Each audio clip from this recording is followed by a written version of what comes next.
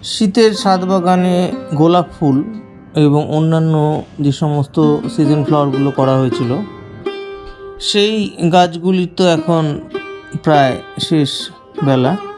সারা বছর তো গোলাপ ফুল গোলাপ গাছে নেওয়া হয় না, শীতকালেই নেওয়া হয়।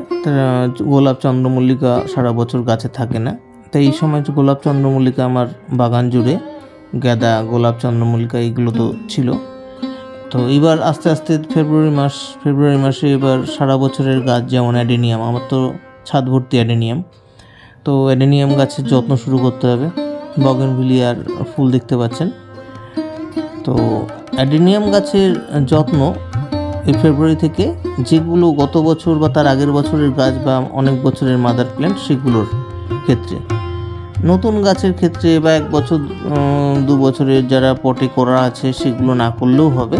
যাদের বৃদ্ধি চাই বা গ্রোথ চাই বা গাছের মাদার প্ল্যান্টের প্রত্যেক বছরই নতুন মিডিয়া পাল্টানোর প্রয়োজন আছে, তাদের ক্ষেত্রে এটা খুবই উপকারী। তো কী করবেন, এই মাদার প্ল্যান্টটাকে পুরোটাই উপরে ফেলবেন, টপ থেকে উপরে। এর গোড়ার যত মাটি আছে শিকড় বাকড় থেকে আস্তে আস্তে করে মাটিগুলো ছাড়িয়ে ফেলতে হবে। শিকড় বাকড় থেকে মাটি ছাড়ানোর সময় খেয়াল রাখবেন যেন শিকড় ক্ষতিগ্রস্ত না হয়, বিশেষত কর্ডেক্স যাতে ক্ষতিগ্রস্ত না হয়। এই সরু সরু মূল যেগুলো আছে সেগুলো 2-1টা ছিঁড়ে যেতেও পারে, এবং এমনিতেও আপনি কয়েকদিন বা রেখে দিলে, অর্থাৎ 15-20 দিন এরকমভাবে থাকবে, তখন কিন্তু একদম সরু মূলগুলো কিন্তু এমনি শুকিয়ে যাবে। তো সেগুলোকে তো ফাইনাল পটিংয়ের আগে এমনিও কেটে দিতে হবে। আর যে কটি হাতের সামনে একদম সরু সরু মূল পাবেন সেগুলোও কেটে দেবেন। এরকমভাবে পুরো মূলের ভেতরে লেগে থাকা এই সূক্ষ্ম সূক্ষ্ম মাটি, কণা, দানা, সেইগুলো জাতীয় যত রকমের আছে সেগুলো সবই পরিষ্কার করে ফেলবেন।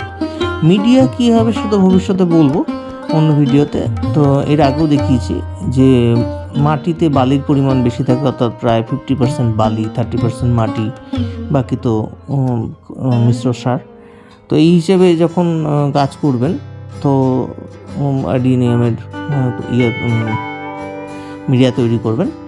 এছাড়া যদি আপনারা সিন্ডারের মিডিয়া তৈরি করেন তাতেও কিন্তু গাছ খুব ভালো গ্রো করবে। সেই জন্য এর পুরনো মিডিয়া সমস্তই এর মূল থেকে আলাদা করে ফেলতে হবে, এবং তারপরে রানিং ওয়াটারে ধুয়ে ফেললেই মূলের গায়ে লেগে থাকা সমস্ত মাটি কিন্তু ধুয়ে বেরিয়ে যাবে।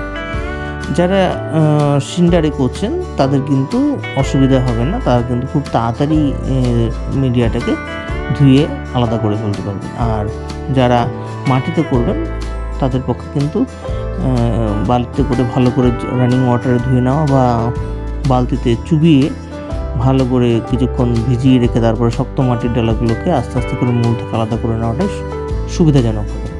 তো পুরোটাই মাটি আলাদা করে আমি তো 2-3 ঘন্টা রেখে দিয়েছিলাম। তো 2-3 ঘন্টা রেখে দিন, পুরোটা শুকিয়ে যাবে। তার উপরে সাফ ফাঞ্জিসাইডের একটা ফাঞ্জিসাইডটাকে মোটামুটিভাবে আমি তো অল্প করে 1 গ্রাম গুলেছি, সামান্য জল দিয়ে লেই করে গুলে মূলের ওপরে লাগিয়ে রাখুন। এটা একটা পেস্টটা কী করবে, এটা একটা অ্যান্টিফাঙ্গালের লেয়ার তৈরি করে রাখবে, ফলে গাছটা অ্যান্টিফাঙ্গালের একটা প্রোটেকশন পাবে। তবে এমন নয় যে আপনি এখানে অ্যান্টিফাঙ্গালের পেস্ট লাগিয়েছেন মানে যে গাছে আর কোনো দিনও ফাঙ্গাল অ্যাটাক হবে না, এরকম নয়। এটা শুধুমাত্র এই সিজনে এই একটা অ্যান্টিফাঙ্গালের লেয়ার তৈরি করে গাছটাকে যে আপনি 20-25 দিন আলাদা করে রাখছেন মাটি থেকে, সেই জন্য একটা প্রোটেকশান দেওয়া মাত্র। এবার এই প্রোটেকশানটা আপনার যখন মাটিতে গাছটা পুঁতে দেবেন তখন কিন্তু এই প্রোটেকশানটা কিছুদিন পর্যন্ত ওকে একটা আলাদা সুরক্ষা প্রদান করবে মাটির মধ্যে। তো এই দেখতেই পাচ্ছেন যেটুখানিকে আমি লাগিয়েছি সাফ ফাঞ্জিসাইড, সেটুখানিকে কিন্তু মাটির তলায় যখন গাছটিকে প্রতিস্থাপন করব তখন মাটির তলায় ওইটুখানিকে থাকবে, বাকি কটেক্সটি কিন্তু মাটির উপরে থাকবে। তো ঠিক আছে, এইভাবে গাছটিকে করে রাখুন। গাছগুলোকে আগামী 20-25 দিন পরে আবার আপডেট দেবো এরপরে কী করতে হবে। নমস্কার বন্ধুরা, সাথে থাকুন, সঙ্গে থাকুন।